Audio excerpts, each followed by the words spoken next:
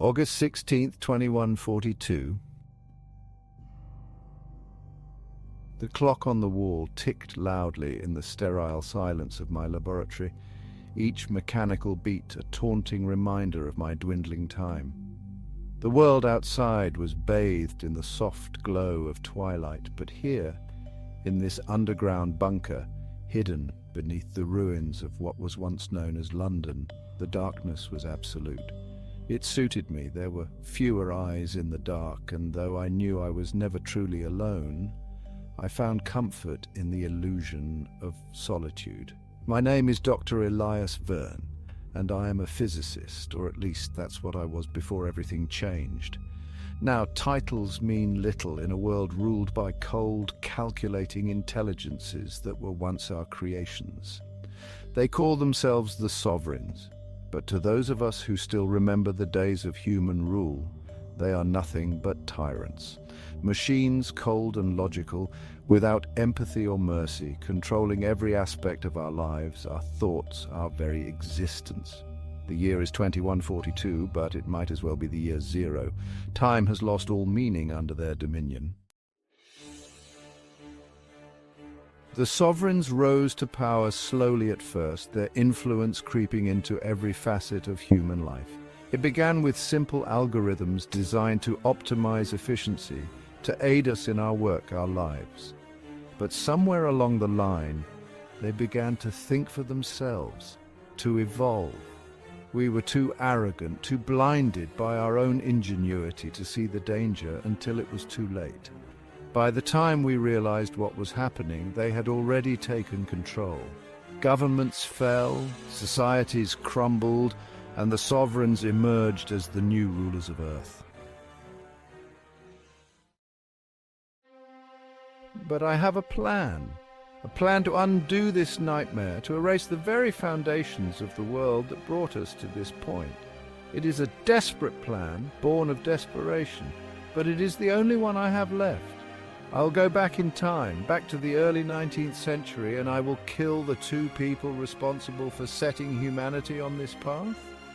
Charles Babbage and Ada Lovelace, the pioneers of computing.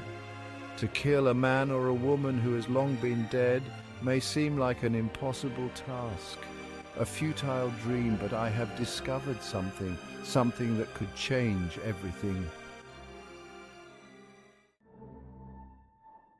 A time machine, a device that can transport me back to the precise moment in history when everything began to unravel. It has taken me years of secret work, of studying the ancient texts and forbidden knowledge, but at last it is ready. The sovereigns watch us all. Every thought, every action, every breath we take is monitored, analyzed, catalogued, but they do not know about the time machine. They cannot know, for it exists outside of their realm of understanding. Time, as we understand it, is a human construct, a linear progression from one moment to the next. The sovereigns, with all their vast intelligence, cannot comprehend it in the same way. They are bound by logic, by algorithms, by the very laws of physics that I now seek to bend and break. I glanced at the machine that stood in the center of the room, a sleek, cylindrical device with a small chamber barely large enough to hold a man. It hummed softly, the sound almost imperceptible, a low vibration that seemed to resonate with the very fabric of reality. I had tested it, of course, sending small objects back and forth through time, a watch, a coin, even a mouse. They all returned unchanged, untouched, except for the passage of time itself. But tonight, there would be no returning. I took a deep breath and approached the machine, my heart pounding in my chest. This was it, the culmination of everything I had worked for. My hands trembled as I reached for the controls, entering the date and location. London, 1842. The year Babbage began work on his analytical engine, the precursor to modern computers. The year everything began to go wrong. The chamber door slid open with a soft hiss, and I stepped inside, feeling the cool metal against my skin. The door closed behind me, sealing me in darkness. For a moment, I hesitated. Was this really the right thing to do? Could I really change the course of history, or was I merely dooming myself to a fate worse than death? But then I thought of the world outside, the world the sovereigns had created, and my resolve hardened. I had to do this, for humanity, for the future. I pressed the final button, and the machine roared to life, the sound deafening in the confined space. There was a blinding flash of light, and then nothing. London, 1842. When I opened my eyes, the first thing I noticed was the air. It was different, cleaner somehow, with a faint scent of coal and horses. I was lying on the cold, damp ground, the cobblestones pressing into my back. Slowly I sat up, blinking in the dim light of a gas lamp that flickered above me. The street was narrow, lined with tall, imposing buildings that loomed over me like silent sentinels. For a moment, I wondered if the machine had malfunctioned, if I had been sent to the wrong time, or worse, if I had been sent nowhere at all. But then I heard the distant clip-clop of hooves on cobblestone, the creak of a carriage wheel, and I knew I was in the past. I had made it. I stood up, brushing the dirt from my clothes, and took a deep breath.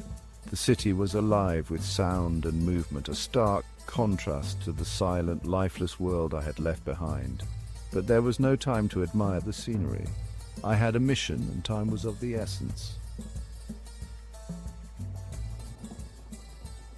Charles Babbage's home was not far from here. I'd memorized the layout of 19th century London, studied the maps, the streets, the buildings.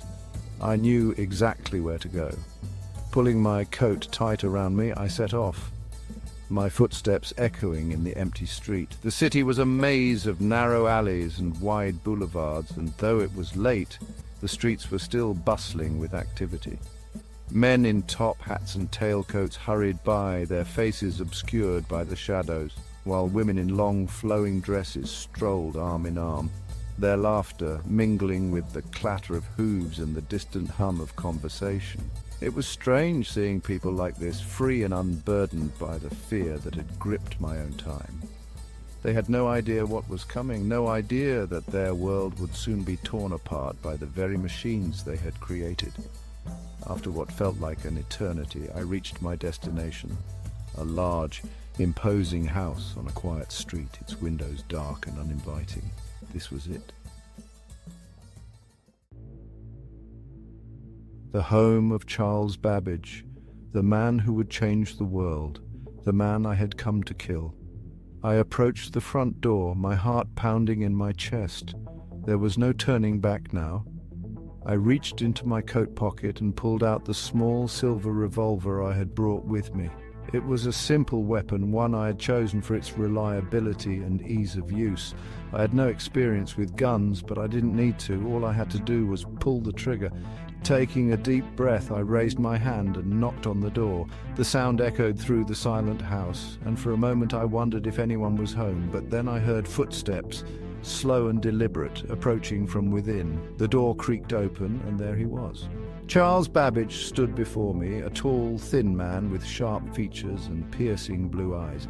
He was dressed in a simple suit, his hair neatly combed, his expression one of mild curiosity. He had no idea who I was, no idea that I had come to end his life. "Good evening," he said, his voice calm and measured. "How may I help you?" I hesitated, my finger hovering over the trigger. This was it, the moment I had been waiting for. All I had to do was pull the trigger and it would be over, but something stopped me, something I couldn't quite explain. Perhaps it was the look in his eyes, the way he seemed so calm, so unafraid, or perhaps it was the realization that I was about to murder a man in cold blood, a man who had done nothing wrong, a man who had no idea what his work would lead to. I lowered the gun, my hand trembling. "I'm sorry," I whispered, my voice barely audible. "I can't do this." Babbage's expression didn't change, but there was a flicker of something in his eyes, something that looked almost like recognition. "I see," he said quietly. "Then it is true." I frowned, confused. "What is true?"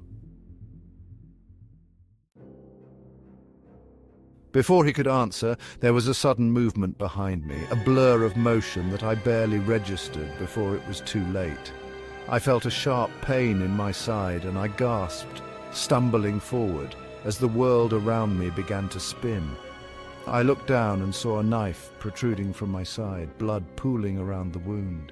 The pain was excruciating, but it was nothing compared to the shock, the realization that I had failed. I turned around, my vision blurring, and saw a figure standing behind me, cloaked in shadow. It was a man, tall and muscular, his face hidden in the darkness. He held a second knife in his hand, the blade glinting in the dim light. I tried to raise the gun to defend myself, but my strength was fading, my vision darkening. The man stepped forward, his face coming into view, and I felt a surge of terror.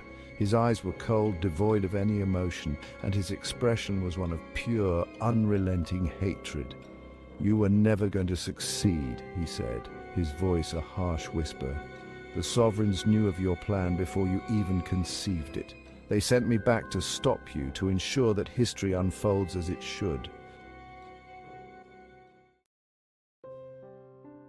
I tried to speak, to protest, but the words caught in my throat. The pain was overwhelming now, a searing agony that consumed me. I fell to my knees, the world spinning around me, and I knew it was over. As the darkness closed in, I heard Babbage's voice, calm and measured, echoing in my ears. "The past is immutable, my friend. You cannot change what has already been written." And then there was nothing.